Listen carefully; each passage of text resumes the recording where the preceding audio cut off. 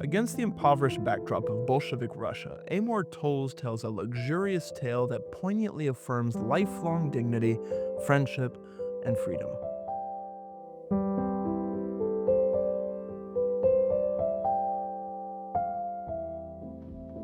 A Gentleman in Moscow was recommended to me by an English teacher colleague of mine. I picked up a copy almost immediately, but then foolishly allowed the book to just sit on my shelf for months.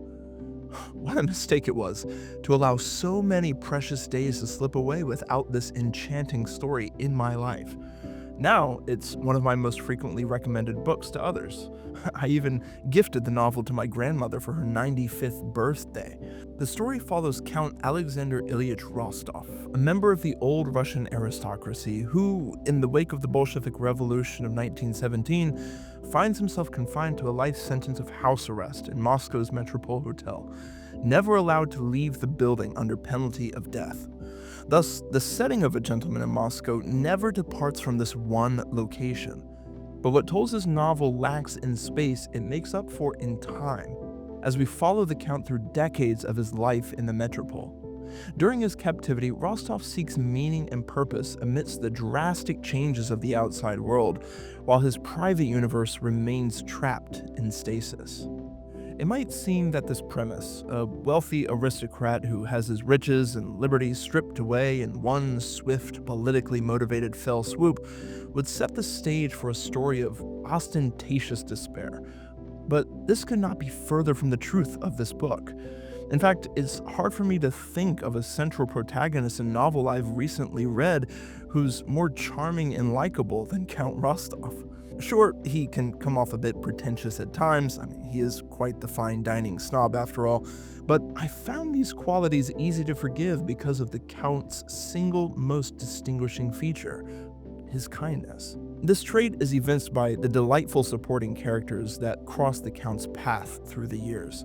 It's a cast that includes precocious young girls and wizened old men, stars of the silver screen and suave political operatives. And Rostov cultivates friendships with each of them like flower beds in a garden. There's a scene fairly early in the novel that conveys the generosity of spirit well. In it, Rostov is connecting with the actress Anna Urbanova after drawing misleading conclusions about her from their first interaction. And as she talked, the Count had to acknowledge once again the virtues of withholding judgment. After all, what can a first impression tell us about someone we've just met for a minute in the lobby of a hotel? For that matter, what can a first impression tell us about anyone? Why, no more than a chord can tell us about Beethoven, or a brushstroke about Botticelli. By their very nature, human beings are so capricious, so complex, so delightfully contradictory that they deserve not only our consideration, but our reconsideration, and our unwavering determination to withhold our opinion until we have engaged with them in every possible setting, at every possible hour.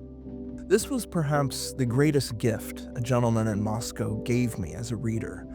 Pause to reflect on my own relationships with people both new and familiar, to consider the ways in which I can slip into an arrogant sense of entitlement with others, the very entitlement that someone like Alexander Rostov, given his social pedigree, could casually presume upon.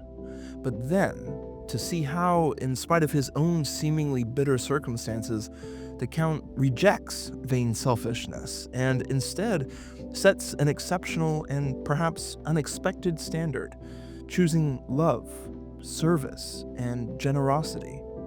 In many ways, A Gentleman in Moscow could superficially be read as a love letter to enjoying the finer things in life.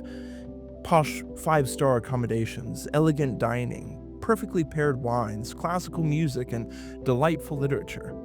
But this sublime novel reminds the reader again and again that the finest things of all are the people we enjoy life with. Your countship? Happy New Year. All the joys of the season to you, sir. To an entirely unanticipated and truly wonderful friendship.